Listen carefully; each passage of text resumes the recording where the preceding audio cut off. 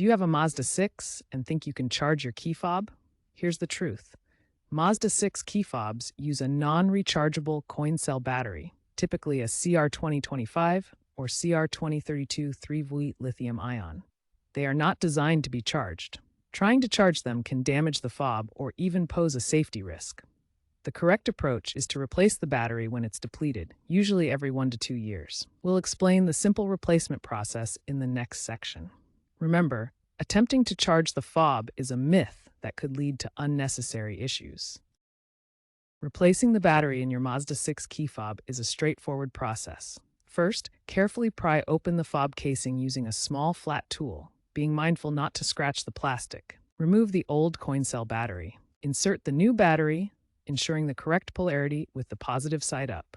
Snap the case back together securely. Mazda recommends using a genuine or high-quality battery to prevent corrosion.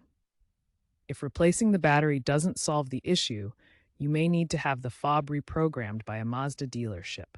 Remember to avoid moisture when opening the fob to prevent water damage.